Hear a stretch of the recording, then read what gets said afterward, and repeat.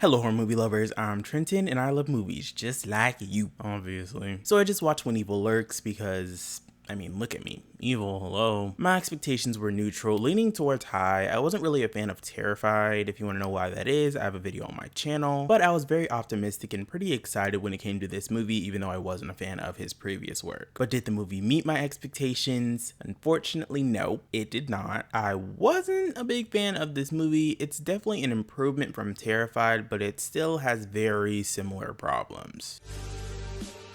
So everyone's entitled to one good scare. In a remote village, two brothers find a demon-infected man just about to give birth to evil itself. They decide to get rid of the man but merely succeed in helping him to deliver the inferno. The first third of this video will be spoiler-free, then the last 2/3 will contain spoilers. Don't worry, I will give you a warning before we enter spoiler territory. The characters are so flat. I'm gonna try not to compare this too much to Terrified, but I'm still gonna make a couple comparisons. In both movies, I had a hard time latching on and becoming invested in the characters, though I do appreciate that there was clearly a main character in this movie. I'm not gonna go in depth with how I felt about each one of them like I'd normally do because ultimately none of them were interesting. But since there was a clear main character in this movie, I guess I'll briefly talk about how I felt about him. Pedro was just uninteresting as well as everybody else. I didn't feel for him, nor did I feel for any of the other characters. The horror elements kick in so quick to the point where we don't really get to know the characters or get a good idea of the dynamics they have with one another. The story itself is pretty interesting for the most part, even though I couldn't help but draw comparisons to The Sadness. Obviously different, but similar in the sense that people are going crazy and it's contagious. The story itself I didn't find to be a problem, but the writing on the other hand, what the was going on in the writer's room. I don't mean this in a disrespectful way, but Damien maybe just needs to stick to directing and editing, or at least get a co-writer to help him with his scripts, because the amount of idiotic decisions some of these characters make to progress the story is concerning. I'm not talking about understandably stupid decisions that you could understand the thought process behind. These are the type of stupid decisions that just come off as lazy and just really didn't make sense for said character to make. In the spoiler section of the video, I'll give examples. The cinematography was an improvement. You can definitely tell that the budget was higher for this project due to the amount of gore/kills, the wider scope, the world building, lighting, and just overall quality of the film, especially compared to the more contained story in Terrified. The effects were obviously good, that's the creator's strong suit, but I can't help but notice that other people's reviews are commending the effects in the movie, giving it a high rating, and not actually pointing out and critiquing the flaws of the actual movie, giving it a high average. I feel I need to point that out because this is definitely another instance of a movie being overhyped. Obviously, everybody is different and has their own opinions when it comes to what makes a horror movie good or not. I'm a gorehound. I appreciate practical effects and when movies take risk when it comes to who is on the receiving end of said violence, but the aspect alone doesn't make a horror movie good. For me personally, the tone is heavy, as you probably could expect. Shit, a lot of trigger warnings. If there's any specific subject matter that's triggering for you, I recommend doing some research on the movie beforehand if you decide to watch it. Seriously. The pacing is pretty good for the most part. The horror elements kick in fairly quick. The first two acts having the most action, while the third act is pretty, I don't want to say lackluster, I'd say rushed and pretty tame compared to the rest of the movie. The life lesson that I learned after watching When Evil Lurks was that I don't even know. Don't be stupid. Overall, I think the movie was fine. Again, an improvement from Terrified, but I was still very disappointed, unfortunately. I really wanted to like this movie and was pretty excited going in, but the movie fell flat. I'm gonna have to give When Evil Lurks a 5 out of 10.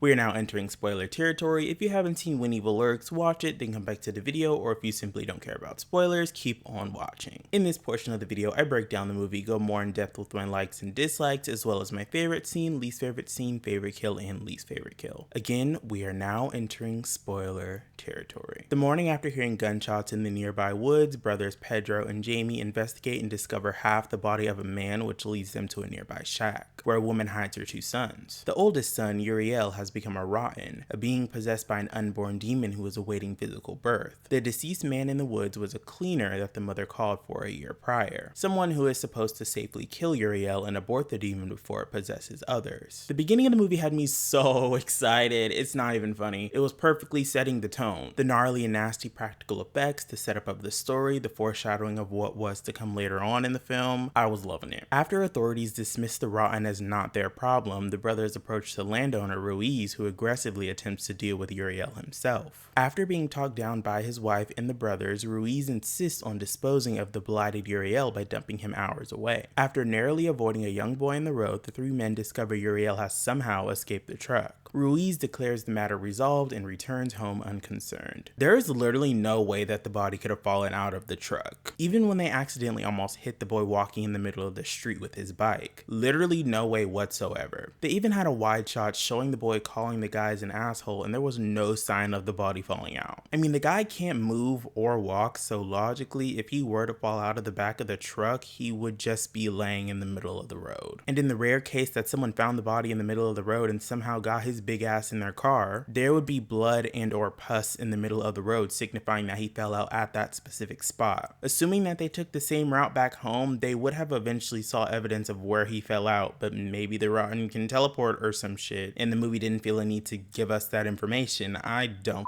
know. The next morning, Ruiz's wife discovers one of their goats has become possessed. Against her warning not to use guns because they help to spread the possession of the rotted, Ruiz executes the animal and his wife promptly commits murder with an axe. That night, Uriel's brother approaches the brothers, saying his mother vanished and he's afraid. Pedro reluctantly lets him sleep in their barn. The child warns them that electric lights will draw demons, but the brothers disregard him and leave the lights on. The whole scene with the pregnant lady using the axe was chef's kiss. So jarring, so damn unsettling. That was definitely the peak of the movie, and I'm just now realizing that the poster is hinting at that scene. When first looking at the poster, I always assumed it was a woman running with an axe, but I guess not. I'm just stupid and partially blind, I guess. That morning, Jamie and Pedro agree to leave the town, take their family members, and escape to safety. Jamie gets their mother while Pedro goes to the home of his ex-wife, Sabrina. This leads to an argument between himself, Sabrina, and her new husband, Leonardo, when Pedro tries to collect his two children. While they're distracted by the argument, the family dog, who previously licked Pedro's demon-mucked clothes, savagely attacks Leonardo and Sabrina's daughter and drags her outside. Leonardo and Pedro chase the dog, and the former shoots it. Pedro returns to Sabrina but sees her daughter is back unharmed and threatening Sabrina, so Pedro steals their car. As Pedro drives away with his sons, he witnesses Leonardo crash his car into Sabrina as their daughter dances. I am so sorry, but this whole sequence was killing me. I couldn't stop laughing at how damn stupid and absurd everything that happened was. I feel bad, like it's not funny, but also so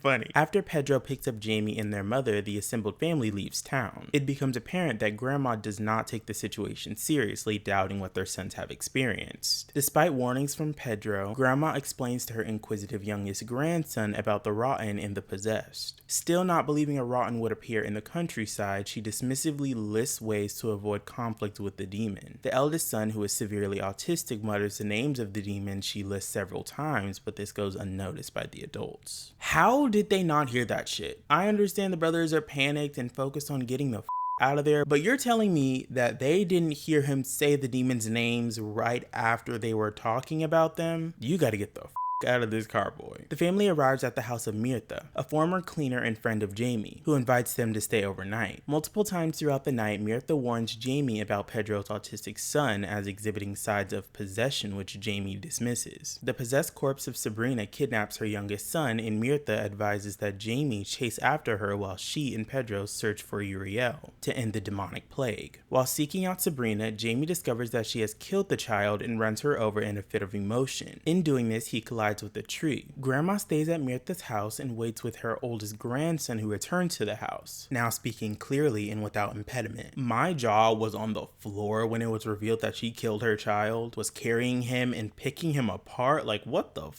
That is quite a disturbing visual, if I do say so myself. Pedro and Mirtha's search leads them to a schoolhouse filled with possessed children who boldly lie to the pair in order to exacerbate the demonic birth. The pair find Uriel under the stage in this small auditorium, and Pedro tries to properly unearth him as Mirtha sets up the demonic killing equipment. Losing his patience and believing one of the children's lies about a fire axe nearby that might help, Pedro runs to the office while Mirtha screams to not leave her. While he is away, the children trap Pedro, kill Mirtha, and dismantle the equipment. Enraged, Pedro beats Uriel to death with a piece of the broken equipment, but it is too late to intercept the birth. The demon inside Uriel is born soon after. Shedding cutting his corpse and presenting itself to a defeated Pedro. After taunting Pedro by sparing him, the newly born demon walks out into the morning sun, followed by the children. I'm just gonna wait until I go into my more in-depth thoughts in a second after the breakdown, because I gotta vent, but I'm gonna wait.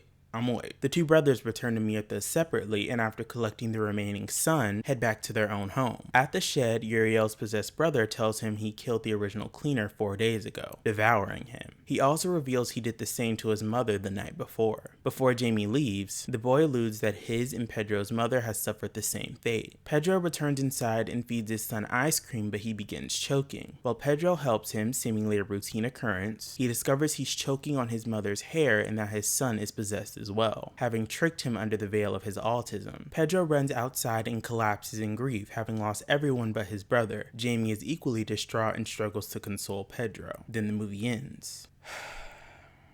Whatever. I'm personally not a fan when a movie reveals something important to the viewer while the characters in the movie aren't aware of said information. When Pedro and Mirtha go to look for Pedro's son when his possessed mom took him into the woods, showing to the audience that the mom already killed the child and cutting back to Pedro and Mirtha still looking for him and calling out for him, it's just frustrating. Pretty nitpicky, I know, but I just hate when movies do that shit. Same with Mirtha showing Pedro's brother and the viewer that Pedro's oldest son was possessed and seeming not to tell anyone else. Like, that is definitely something you should tell the others and could have gave Pedro a heads up and not have to figure it out for himself. That was shitty. The writing in the third act was so bad. Pedro not listening to the woman that knows what the she's talking about regarding the rotten, him running off to the other room to get an axe that the possessed evil children told him about, even when she told him multiple times not to run and not to believe what they say. It all being a trick to split them up, which gets the expert killed, him killing the rotten anyways after she told him that you can't just kill them with some random weapon, and setting the demon free to wreak havoc on presumably the entire world. Like, you have got to be kidding me. There's like seriously something wrong if you think that was good. What the f was that? Was that my stomach? The small continuity error that I caught on my first watch was when the daughter came back to her mother after getting mauled and taken away by their dog. There didn't seem to be a single scratch on her, while whenever the mom came back from the dead after getting hit by that car and took the son later on in the film, she looked up, like she got, hit by a car, suggesting that when you die you come back from the dead but still have your injuries however you died. But the daughter didn't have a scratch on her, even though she definitely should have. Obviously not a major continuity error, but still an inconsistency with the rules they were trying to create. My favorite scene would have to be when it was revealed that Sabrina killed her child and was ripping him apart. As much as I hated that they showed the viewer and Pedro's brother what happened while the other characters never find out is annoying, but the scene by itself was really effective and I enjoyed it. My least favorite scene would have to be the entire sequence when Pedro and Mirtha were at the school. It was just so underwhelming, and the fact that Pedro would not listen to Mirtha whatsoever was pissing me off so bad. Such a